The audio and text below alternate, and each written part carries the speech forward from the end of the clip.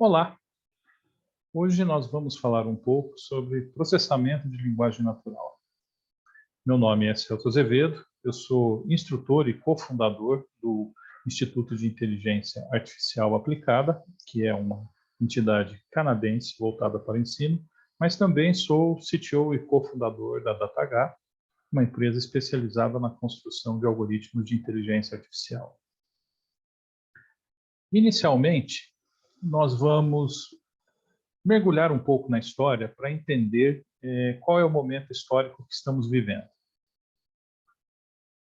Quando nós paramos para entender a jornada da humanidade ao longo dos séculos, nós nos deparamos com alguma coisa muito interessante. Então, o ser humano, as pesquisas atuais indicam que ele surgiu por volta de 300 mil anos antes de Cristo. Mas o ser humano só se movimentou, ou seja, só saiu da África e foi para a Europa por volta de 100 mil anos antes de Cristo. Então, a gente teve 200 mil anos onde praticamente nada aconteceu. A partir daí, o tempo que o ser humano demorou para chegar até a China foram mais 20 mil anos. Então, há mais ou menos 80 mil anos atrás, nós já tínhamos seres humanos, né, o Homo sapiens, passeando ali pela Ásia.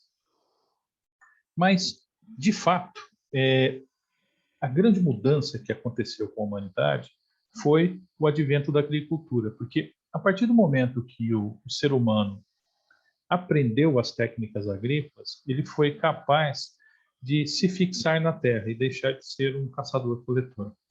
Isso tem implicações assim muito interessantes, né? Uma delas, por exemplo, é que o conceito de posse ele passou a ser criado a partir desse momento, porque se eu vivo fixo em uma região, então é do meu interesse que aquele espaço que eu habito, onde eu cultivo, da onde eu tiro o meu sustento, seja reservado para mim. Né? Bom, sem entrar no mérito da questão, né, e senão a gente vai ter que começar a falar do advento da moeda, da troca, não sei o quê, enfim. Mas o que aconteceu foi que, por volta de 9 mil anos, não tivemos nenhuma grande mudança. Então, começamos a ter algumas cidades, alguns vilarejos, né? O ser humano passou a ser um pouco mais gregário e etc. Mas a gente pode posicionar o início do que nós entendemos pela civilização ocidental como sendo a fundação de Roma, que aconteceu há pouco menos de 1000 anos, em 753 a.C. Não, perdão, 1000 anos não, 3000 anos. E com a fundação de Roma, de fato, a gente teve o estabelecimento das bases da cultura moderna ocidental. Mas o que nós entendemos como era moderna só aconteceu por volta de 1700, com a queda da Bastilha e o início do movimento iluminista na França. Então, o que nós conhecemos como sociedade moderna tem aí por volta de 300 a 400 anos.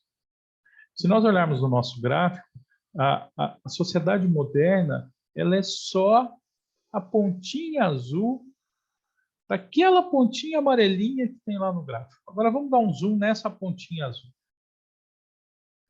Então, por volta de 1765, a gente teve a primeira Revolução Industrial, onde começamos a criar máquinas que faziam trabalhos que antes eram reservados aos humanos. Né? Então, o tear de Jacquard e outros equipamentos mais sofisticados e movidos principalmente a vapor foram as grandes invenções que impulsionaram a primeira Revolução Industrial. Por volta de 1870, a gente teve a segunda Revolução Industrial, onde nós tivemos duas coisas bastante interessantes acontecendo. Né? Ali foram lançadas as bases para a produção em massa, a criação dos motores à explosão e, principalmente, nós passamos a ter tecnologias que nos permitiam utilizar a eletricidade. Isso mudou toda a regra do jogo. Né? Com a eletricidade, o ser humano foi capaz de dominar a noite, então ele passou a aproveitar as 24 horas do dia. nós pudemos ter motores menores, mais potentes, que faziam coisas mais interessantes, pudemos automatizar diversas atividades que antes eram reservadas a trabalhos manuais. Isso foi evoluindo até que nós chegamos por volta da década de 60, onde tivemos a terceira revolução industrial, que foi a criação dos circuitos integrados, né, com uma alta capacidade de integração, e daí sim a computação se desenvolveu em larga escala. E agora a gente está passando pela quarta revolução industrial, que é onde nós temos internet das coisas, big data, computação em nuvem, robôs, inteligência artificial e etc. Quando nós olhamos lá para aquela pontinha azul do nosso gráfico, então ela está dividida nesse outro desenhinho aqui. Observem que a maior parte do que nós entendemos hoje como sendo a sociedade moderna são coisas que passaram a fazer parte da vida do ser humano há 300, 200, 100, às vezes até menos, 50 anos.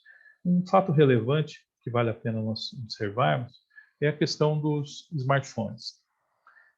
Hoje a grande maioria das pessoas carrega um smartphone em seu bolso e não conseguem conceber a vida sem ter esse equipamento à sua disposição. Mas observem que o primeiro smartphone foi lançado em 2007 pela Apple. Ou seja, nós estamos falando de uma tecnologia que tem aí por volta de 15 anos. Ela é extremamente recente, principalmente se nós colocarmos isso dentro daquela escala de tempo de 300 mil anos. Ou seja, 15 anos não é nada. E isso modificou profundamente a forma como os seres humanos se conectam à tecnologia.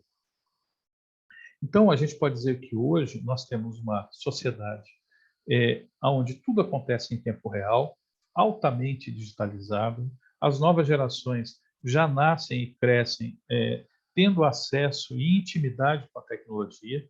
Tecnologia essa que ela não só é social, porque ela condiciona o relacionamento das pessoas, mas também pervasiva, porque nós nem nos damos conta que ela está aí. E isso influencia tudo, né? Desde as relações humanas até o próprio ambiente de trabalho. Haja visto que agora, nesses últimos anos, com a pandemia, toda a mecânica e dinâmica de trabalho sofreu uma forte alteração, justamente porque agora nós entendemos que é possível e bastante razoável o trabalho remoto. O efeito colateral disso é que nós estamos gerando dados o tempo todo. E na verdade, o que são dados, né? Dados são informações que nós geramos, né, através das nossas experiências, seja em formato de texto, em vídeo, voz, fotos e, eventualmente, informações geradas pelos nossos dispositivos. Porque quem está usando um smartphone nesse exato momento, o seu smartphone está coletando e gerando dados e, eventualmente, transmitindo esses dados para outros receptores, de forma que você acaba espalhando esses dados. Agora, quando eu tenho uma fonte de dados, isso é uma coisa. Quando eu tenho milhões, centenas de milhares e bilhões de dispositivos gerando dados, a coisa é bem diferente. E para quem nunca viu, né, no final das contas, o que é o dado que existe dentro dos ambientes, né, de computação? O dado digital nada mais é do que representação numérica de coisas. Então, no final das contas, o dado que a gente trabalha, né, no mundo digital nada mais é do que um monte de números. E ponto final. Agora, quando a gente pensa naquele monte de dados que está sendo gerado o tempo todo, tem uma notícia interessante. 80%, pelo menos, desses dados, eles são o que nós chamamos de dados não estruturados. São dados que, por exemplo, você não conseguiria colocar em linhas e colunas numa planilha do Excel. Você pode até falar, esse texto eu consigo. Consegue, mas não fica aquela representação adequada, onde, por exemplo, cada coluna da sua planilhinha do Excel tem o mesmo tipo de dado. Aqui eu tenho a idade, aqui eu tenho o peso, aqui eu tenho o nome e assim por diante. Dados estruturados são esses que a gente entende de fato o que é aquela categoria de informação que está contida naquele conjunto. O dado estruturado não tem essa característica. Então, uma foto, por exemplo, ela tem um monte de informação lá dentro, mas essa informação está dispersa dentro da representação pictórica da coisa. No texto, nós temos também um monte de informação que pode estar contido no texto. E aí vem a pergunta de como extrair isso. No áudio, ou mesmo emoções que são decorrentes da manifestação desses outros três elementos: áudio, texto, imagens e vídeo. Bom, qual é a questão principal relacionada a essa grande quantidade de dados? Ultimamente, tem se falado que o dado é o novo petróleo.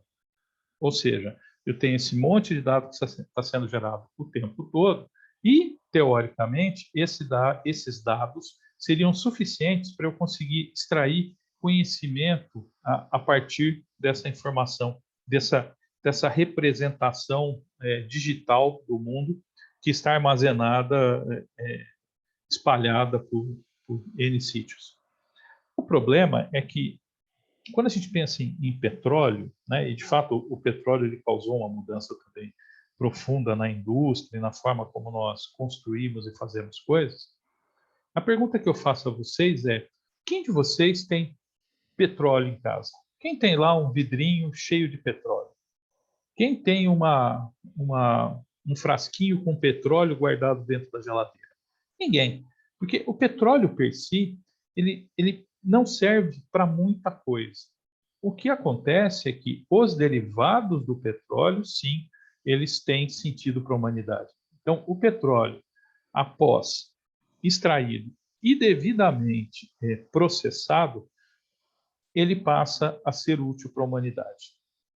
Porque se o dado é o novo petróleo, mas se uma máquina não conseguir entender esses dados, então eles não são úteis para a criação de um algoritmo ou não são úteis para a extração de informação e, por consequência, não são úteis para a geração de conhecimento. Bom, isso tudo é importante porque, a partir daí, nós podemos chegar à conclusão que as ferramentas que nós tínhamos até a década de 90 ou no início dos anos 2000, né, as ferramentas clássicas de programação e de tratamento de dados, elas não são adequadas para se trabalhar com dados não estruturados. E aí vem uma pergunta: quem são as ferramentas que vão nos dar a capacidade de trabalhar com esses dados? É aí que vem as afirmações que nós temos ouvido, até algumas até clichê, né, como essa: a inteligência artificial é a nova eletricidade, né? Porque a inteligência artificial é a chave que nos dá acesso às ferramentas que precisamos para trabalhar com esse novo conjunto de informações, né, esse novo conjunto de dados que nós temos à nossa disposição. E quando a gente fala a inteligência artificial é a nova eletricidade, isso tem duas vertentes bastante interessantes. A primeira é que, quando a gente pensa em eletricidade é algo no nosso dia a dia que nós só nos damos conta dela na sua ausência. Ou seja, quando falta eletricidade é que eu sinto a importância que a eletricidade tem na nossa vida. E ela é tão grande que existe um estudo que diz que, se a humanidade ficasse sem energia elétrica por uma semana, por volta de 80% de todos os seres humanos morreriam. Então, a eletricidade é fundamental para o funcionamento da sociedade moderna. Mas a outra questão, né, além dessa disrupção ou dessa dependência criada pela eletricidade, é que nós não nos damos conta dela. Então, ela está e faz parte do nosso ambiente de uma forma silenciosa. Assim, da mesma forma, a inteligência artificial vem crescendo no mercado de tal forma que ela está causando uma disrupção, ela está alterando profundamente a forma como nós nos relacionamos com a tecnologia, mas também ela está se tornando cada vez mais permeando de uma forma tão grande o nosso dia a dia que nós não vamos mais nos dar conta da existência dela. E isso causa afirmações como essa do CEO do Google, onde ele diz que a inteligência artificial é algo tão revolucionário quanto o fogo. Mas a pergunta que a gente pode se fazer é: o que de fato é inteligência? Bom, quando nós pensamos em inteligência humana, a inteligência humana ela é definida como a capacidade que nós, seres humanos, temos de receber conhecimento e aplicá-lo em nosso próprio favor ou a favor de outrem, mas dentro do nosso próprio interesse. E nós já conseguimos identificar que não existe só aquela inteligência lógico-matemática, né? Ou aquela inteligência que era testada nos testes de QI na década de 80, 90. Né? Então, nós temos diversas inteligências. E aí vem a grande pergunta. Né? Olhando sobre essa questão da inteligência, se eu fosse comparar Einstein, Mozart e Pelé, quem deles é mais inteligente? Na verdade, todos eles são gênios dentro de certos tipos de inteligência.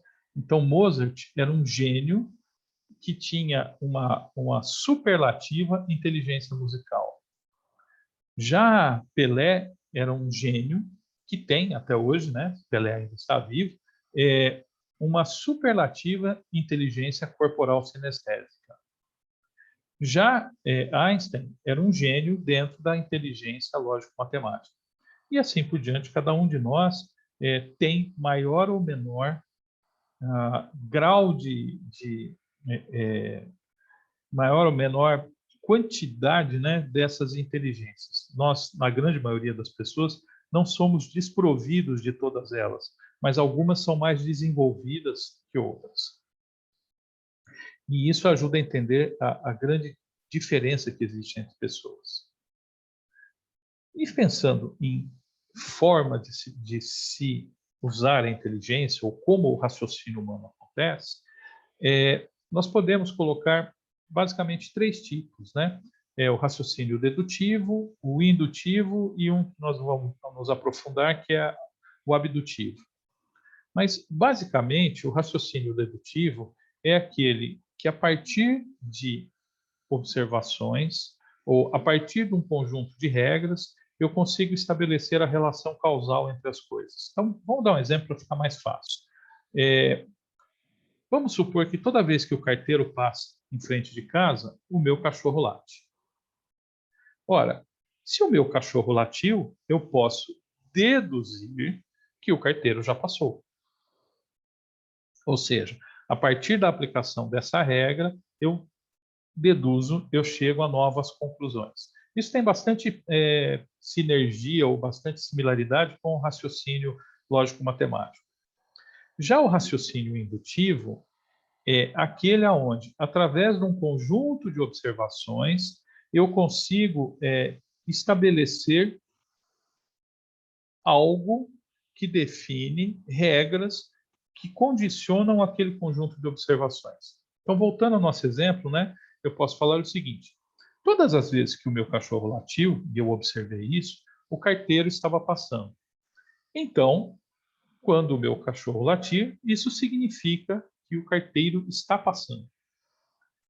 Ora, vocês podem até me dizer, então quer dizer que através do pensamento indutivo eu criei regras e essas regras depois eu uso para o meu pensamento dedutivo. Sim, eventualmente essas coisas acontecem.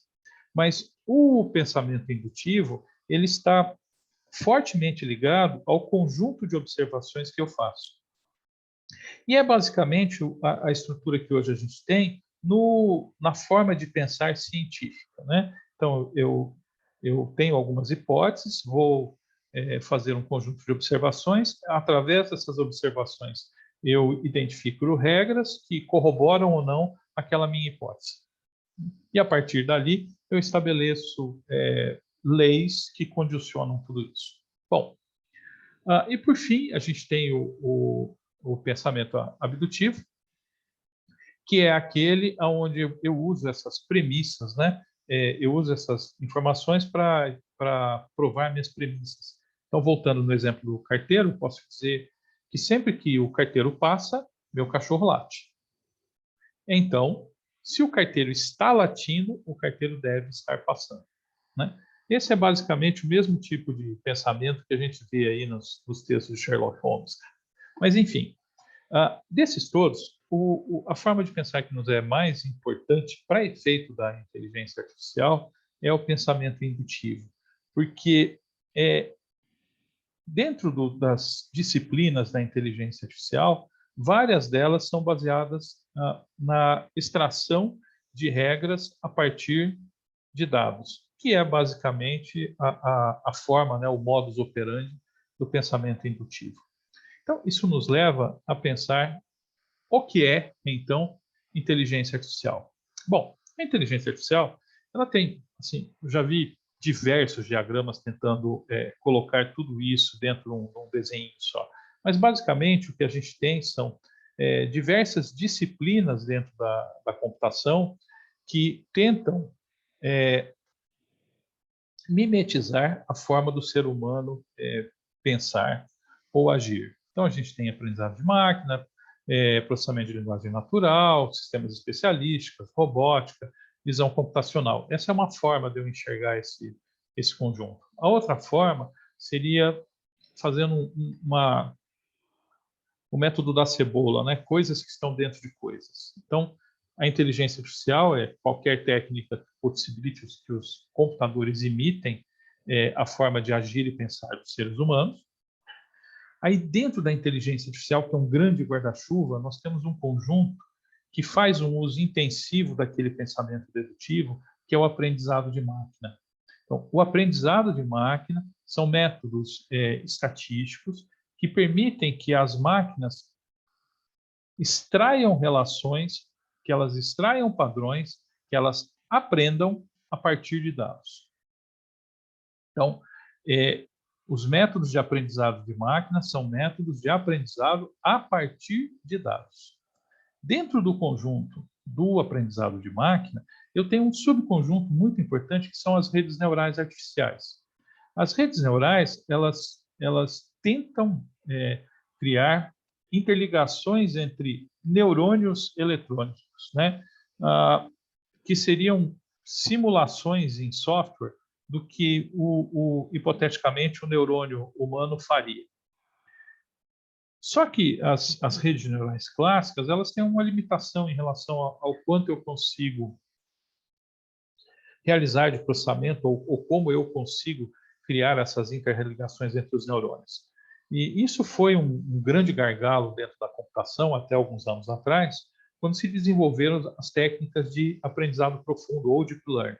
Então, a partir do advento do deep learning, nós conseguimos criar redes neurais artificiais extremamente sofisticadas, trabalhando com grandes camadas de neurônios. E a partir daí é que a regra do jogo mudou fundamentalmente e nós chegamos aonde estamos até hoje. Então, olhando, né, para tudo isso relacionado à inteligência artificial e principalmente dentro desse contexto de aprendizado de máquina, redes neurais e deep learning, nós conseguimos dividir as disciplinas da inteligência artificial em 4 grandes grupos, que é robótica e sistemas autônomos, processamento de linguagem natural, visão computacional e ciência de dados e advanced analytics, que seria o trabalho com dados tabulares. Agora, se resume a isso? Não. Se nós dermos uma olhadinha aí no Hype Cycle do Gartner, né, onde eles comentam, né, o desenvolvimento de cada uma das tecnologias de inteligência artificial, nós vemos que tem diversas aplicações distintas, né? E algumas estão mais avançadas, outras nem tanto. Se nós olharmos, por exemplo, a questão de veículos autônomos e visão computacional, são 2 tecnologias que já foram assim extremamente trabalhadas dentro do ambiente da inteligência artificial e agora elas estão começando a atingir o seu pico de produtividade. Então, assim, elas estão em franco desenvolvimento e devem, ao longo dos anos aí, se estabelecerem como coisas muito comuns que vão fazer parte do nosso dia a dia, né? Machine Learning, por incrível que pareça, ele ainda está se desenvolvendo, porque tem muita coisa nova acontecendo, né? E o processamento de linguagem natural é outro que também ele ainda precisa ganhar mais maturidade, mas que também está em franco desenvolvimento, né? Bom, isso tudo dito, agora a gente pode, de fato, entrar no contexto do nosso bate-papo, que é processamento de linguagem natural. Tá? Então, lembrando, nós temos inteligência artificial, que é um grande guarda-chuva. Dentro do guarda-chuva da inteligência artificial, nós temos técnicas específicas que são relacionadas ao aprendizado a partir de dados. E dentro desse conjunto, nós temos um subconjunto, que são as redes neurais artificiais e o processamento de linguagem natural, e as redes neurais profundas, que nos deram a capacidade de desembocar no que hoje a gente chama de processamento de linguagem natural. Tá? E o que é o processamento de linguagem natural? O processamento de linguagem natural é a junção da linguística com a inteligência artificial, de forma que nós possamos construir algoritmos, né, e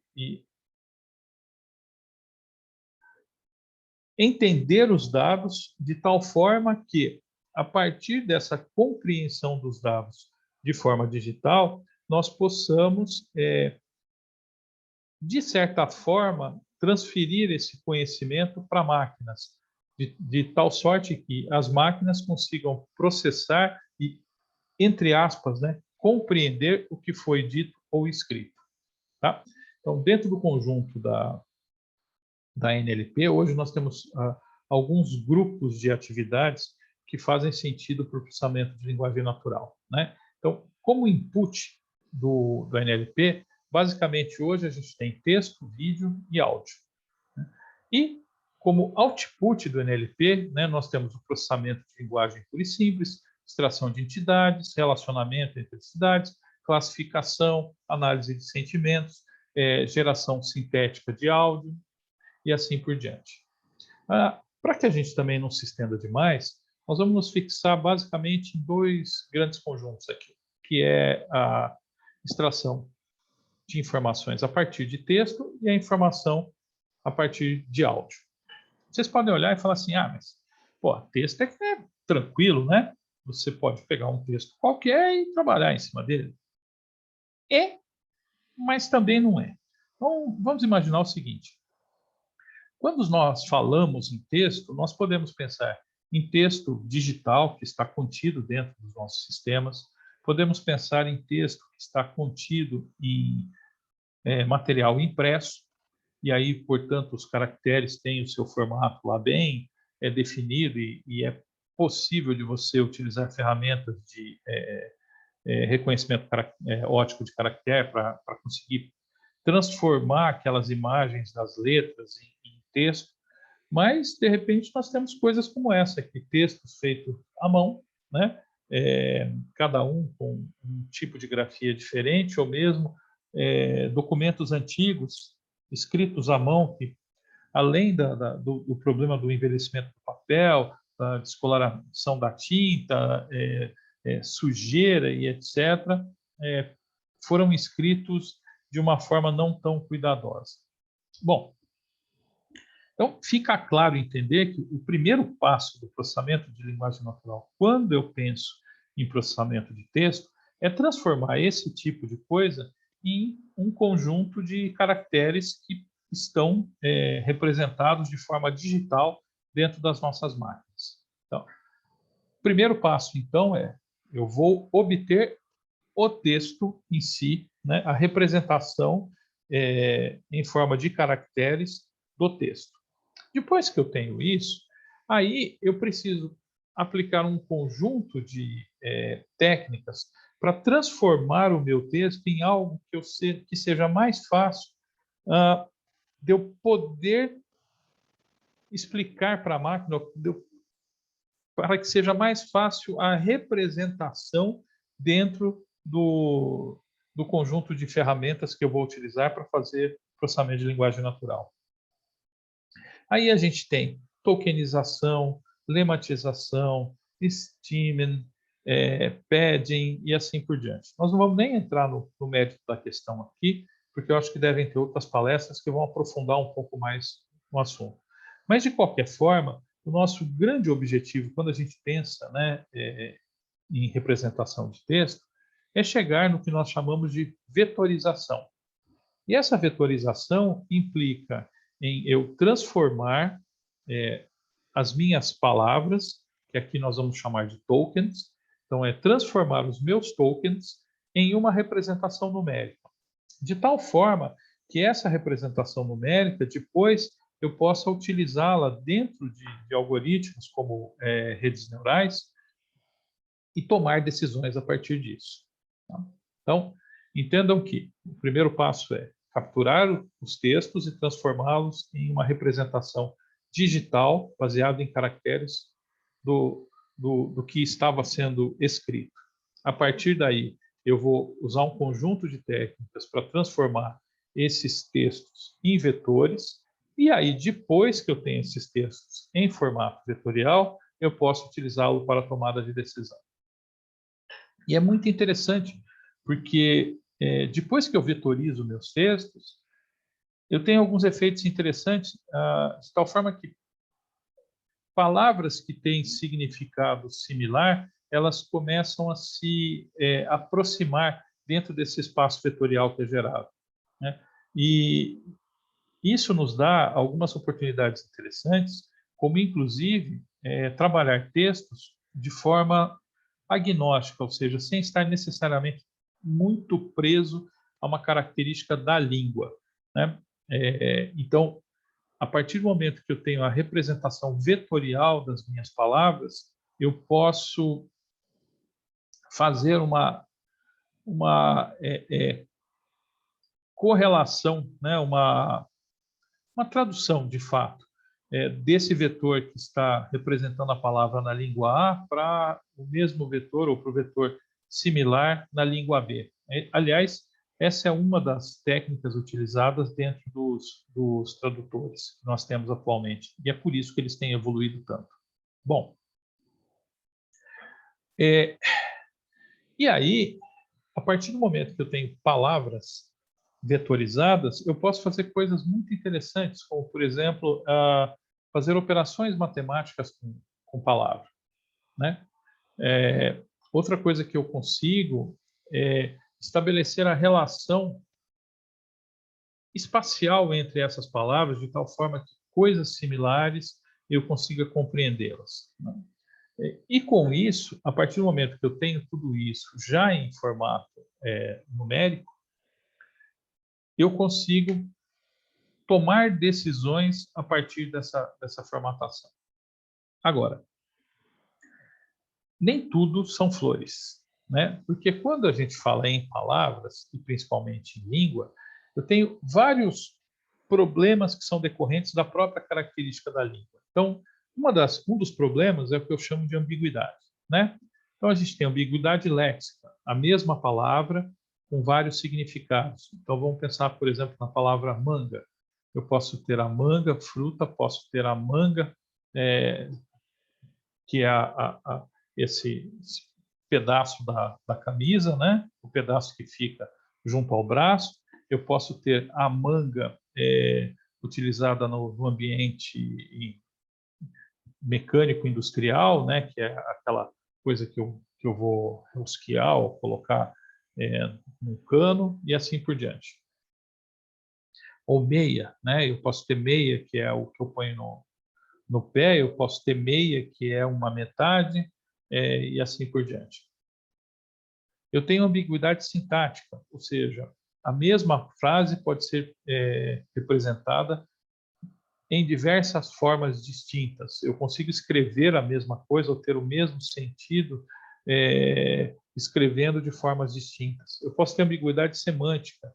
Uma frase que, apesar de ser escrita, duas frases que, apesar de ser escritas de forma muito parecida, tem múltiplo sentido, né? Ou uma ambiguidade anafórica, que é eu tomar um conteúdo que é já conhecido e aplico a ele um novo significado. Então, por exemplo, a uma menina fala para outra, nossa, aquele rapazinho é um gato, né?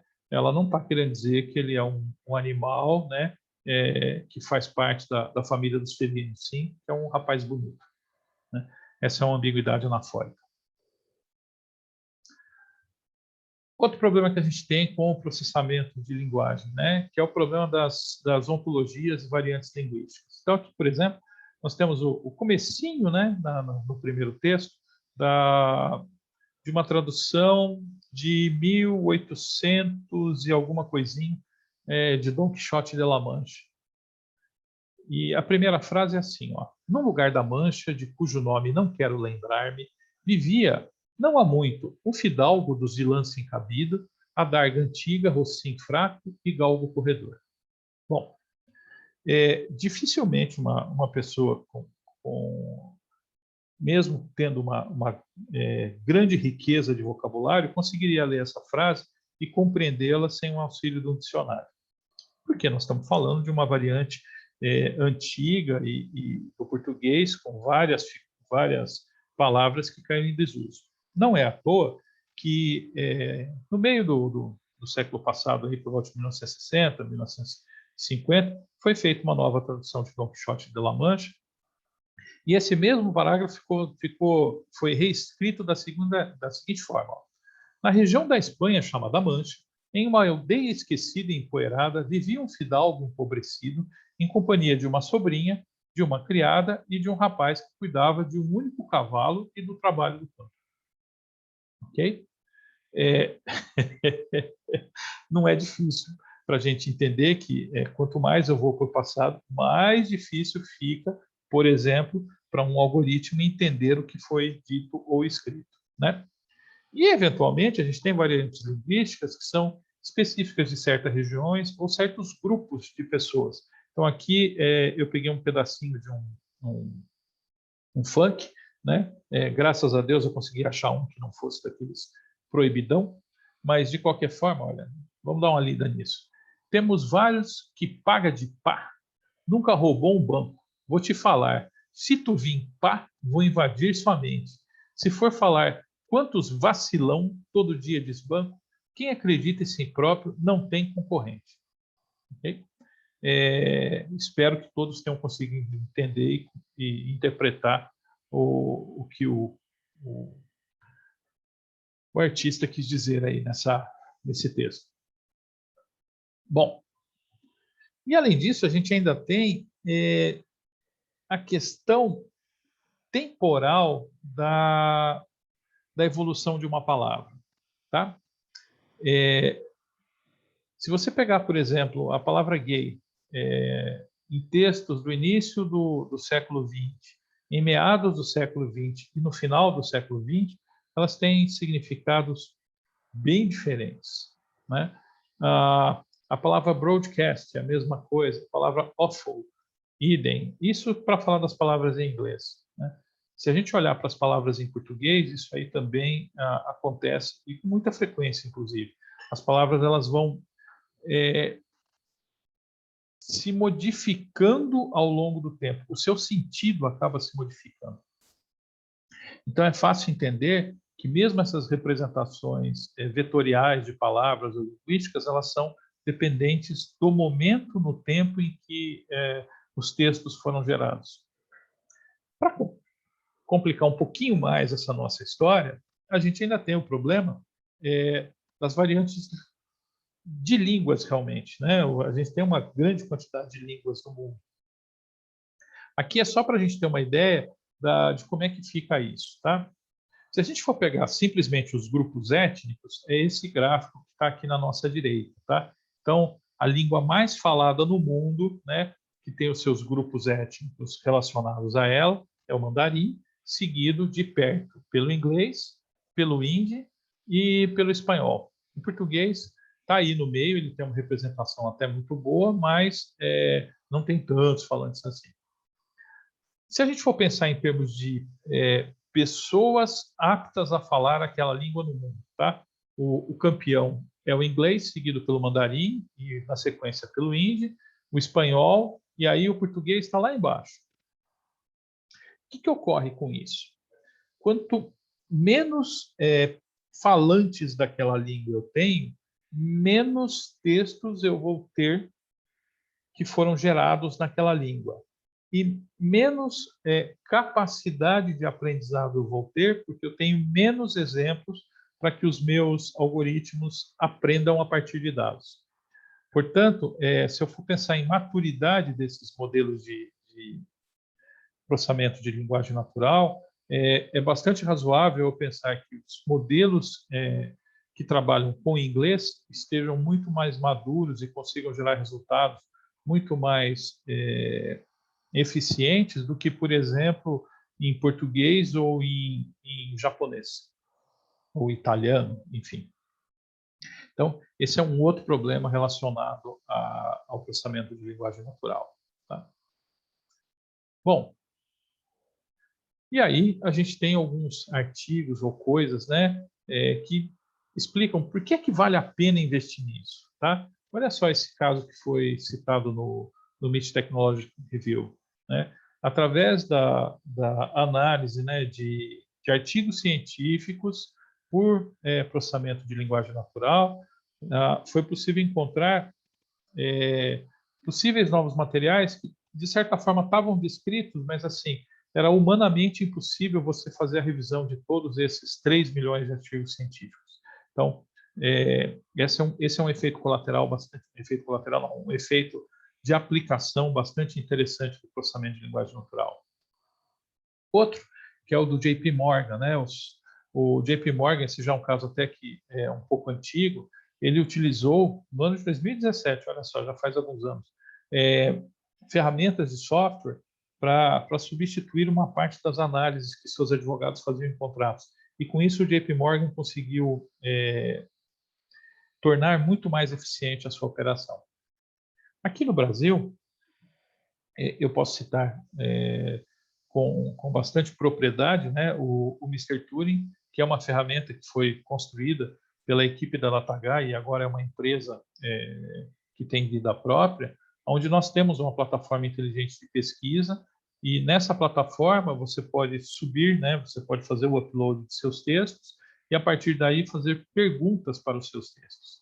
Ali, de fato, nós utilizamos várias técnicas de processamento de linguagem natural e algumas de visão computacional para conseguir compreender o texto e compreender o contexto aonde aquele texto se insere.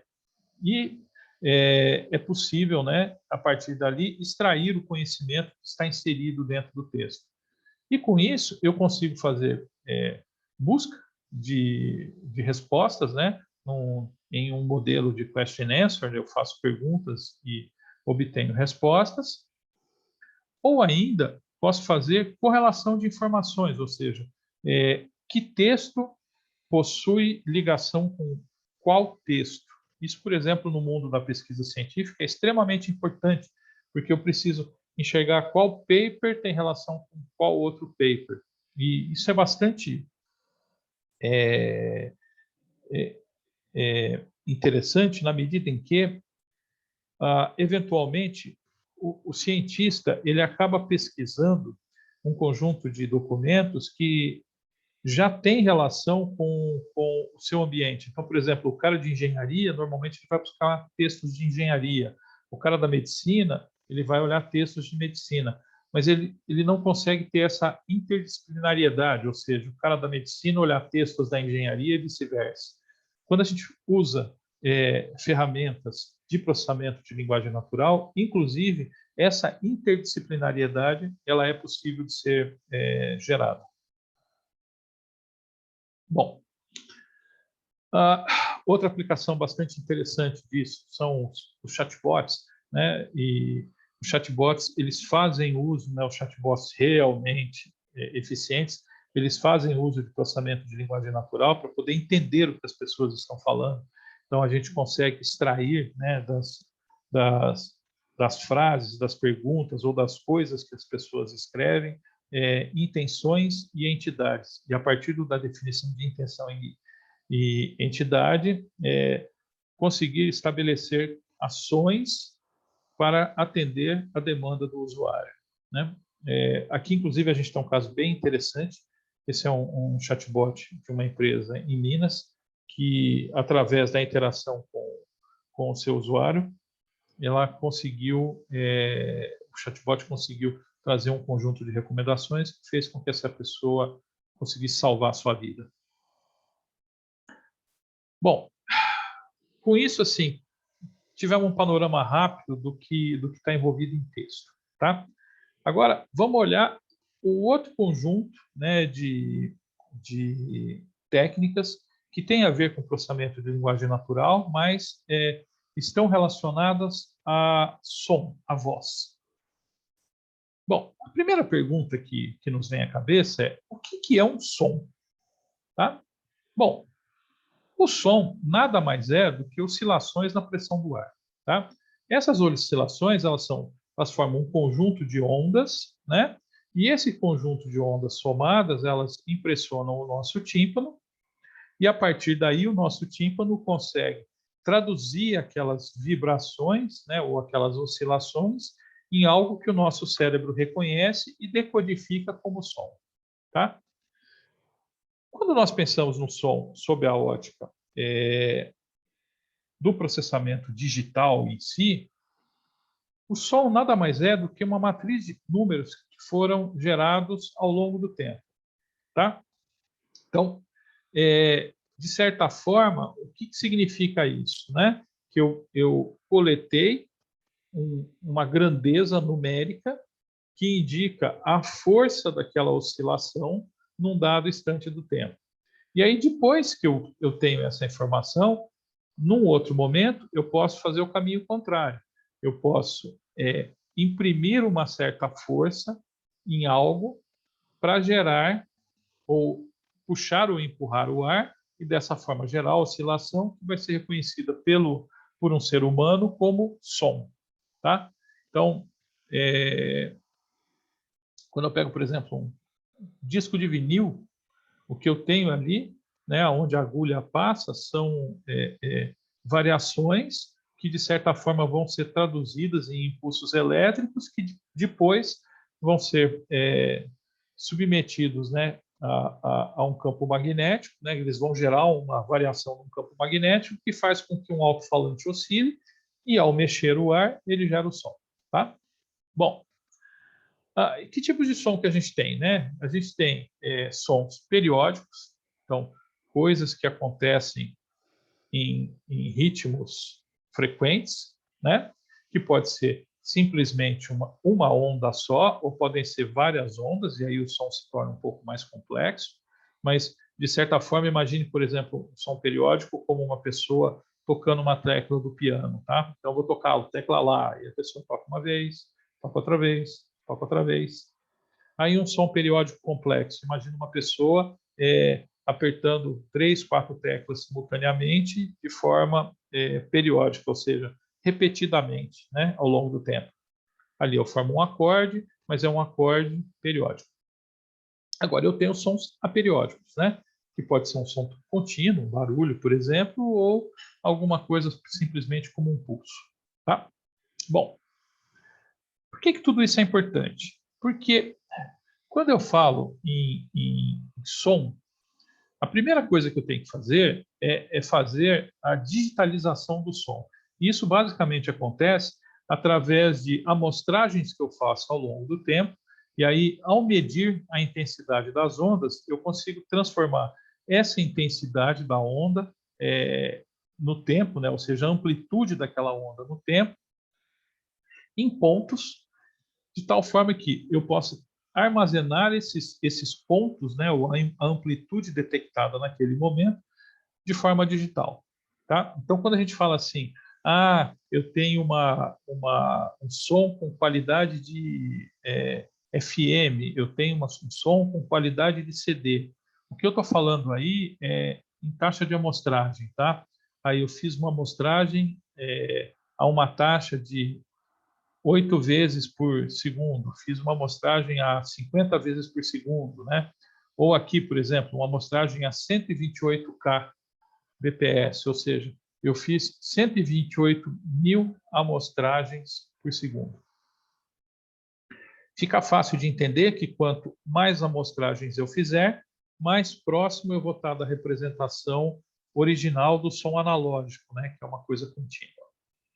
Só que assim, simplesmente digitalizar o som, para a gente não funciona. Quando eu estou falando em processamento de linguagem natural, eu preciso transformar o som em alguma coisa um pouco mais fácil de ser interpretada pelas minhas redes. E aí eu estou falando especificamente da voz, né?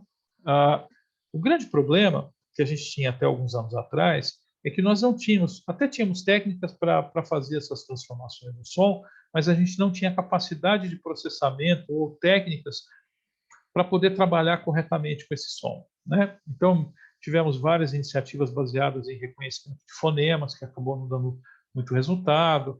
Tivemos outras técnicas que tentaram ser desenvolvidas ao longo do tempo e também não geraram resultado. O que gerou resultado, de fato, nos últimos anos, foi a interpretação do som como sendo, vamos colocar aí entre aspas, tá, uma imagem. E para eu transformar o som numa imagem, o que eu tenho que fazer? Tá? Eu uso uma transformação de Fourier para transformar o som no que a gente chama de espectrograma. E esse espectrograma, ele me gera uma representação bidimensional de toda aquela complexidade e aquele entrelaçamento das ondas, de tal forma que um som específico ele tem uma característica, uma matriz espectral, é como se fosse a foto do meu som. E aí, sons gerados por pessoas diferentes, mas que representam a mesma coisa, tendem a ter a mesma assinatura espectral. Com isso, eu consigo chegar em coisas assim, né?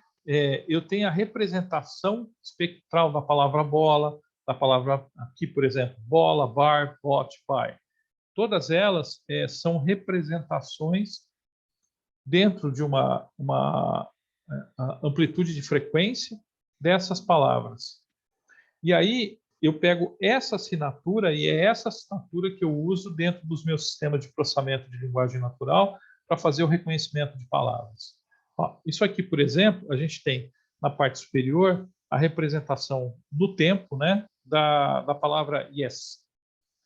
E na parte de baixo, a gente tem a representação espectral da palavra yes. Ora, por que a representação espectral é importante? Porque eu consigo, né, pegar a minha representação do dado que foi digitalizado pela minha taxa de amostragem XYZ e gerei lá as ondas, né, ao longo do tempo, tá? Faço a transformação, gero o meu espectrograma. A partir do meu espectrograma, eu consigo transitar essas imagens do som por redes convolucionais ou redes recorrentes, enfim. Consigo utilizar algoritmos de Deep Learning e com esses algoritmos de Deep Learning eu consigo transformar aquele espectrograma na representação textual da palavra. A recíproca é verdadeira, tá? A partir também de uma representação textual, eu consigo gerar o espectrograma correspondente e, portanto, gerar o som correspondente àquela palavra. E aí isso nos dá a possibilidade de fazer o seguinte, né? A partir de uma entrada em voz, que é o que os assistentes como Alexa, o Google, a Siri, etc., usam, eu consigo utilizar algoritmos, né, de speak-to-text, ou seja, vocês vão ver também essa mesma sigla como ASR, tá? Que é Automated Speech Recognition, mas eu consigo fazer o reconhecimento da fala e a decodificação desses waveforms, né, ou dessa representação digitalizada de sons em espectrogramas que, por sua vez, são convertidos em texto, e aí, sendo texto, eu posso passar esse texto para ser processado por outros algoritmos, né? E no caminho contrário, eu pego a resposta, né, gerada a partir do processamento do que foi originalmente reconhecido, gera o texto, passo por um sintetizador de voz que usa, né, o caminho contrário daquela coisa, não exatamente do mesmo jeito, mas ele se utiliza também de características similares e gera a saída em áudio que uma pessoa pode compreender. Bom, para quem estiver interessado em seguir essa jornada, né, o que você precisa de subsídio, né, para conseguir fazer um speak-to-text e um text-to-speech? Em primeiro lugar, você precisa ter um forte background de capacidade de processamento de sinais, né? Você precisa entender divisão computacional, porque é interessante, mas o espectrograma ele é tratado como uma imagem, ele é como uma foto do som, né? E aí, depois que você consegue fazer esse tratamento visual, aí sim você aplica os modelos de língua, né, para conseguir entender ou encontrar a similaridade entre diversos programas e modelos de representação textual da língua.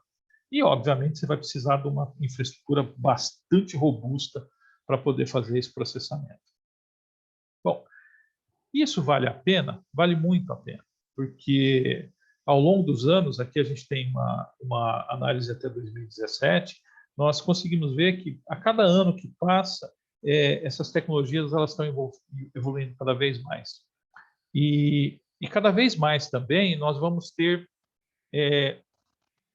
algoritmos que vão interagir de forma cada vez mais natural com as pessoas, tá?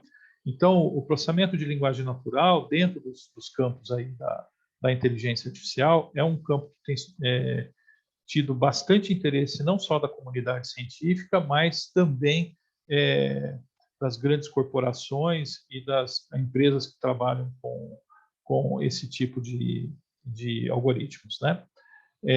Então, assim, se fosse apostar em uma tecnologia que vale a pena você mergulhar e entender um pouco mais, processamento de linguagem natural é uma delas, com certeza. Tá? E é isso, né? Fechando o nosso bate-papo aqui, eu gostaria de agradecer a atenção de vocês. É óbvio que essa foi uma passada assim, bem superficial sobre tudo isso, mas está aí o meu e-mail, né? E o pessoal da organização tem os meus contatos. Fico à disposição para esclarecer qualquer dúvida adicional ou endereçar quem possa fazer isso. E, finalmente, né, eu não posso me furtar a agradecer principalmente ao professor Anderson Soares, da Universidade Federal de Goiás, e a sua equipe, né, do CEA, que é o Centro de Excelência em Inteligência Artificial do Estado de Goiás, porque várias das informações que foram passadas aqui, elas tiveram sua origem nessas equipes. Então, muito obrigado a todos e espero que possamos ter novos encontros no futuro. Obrigado.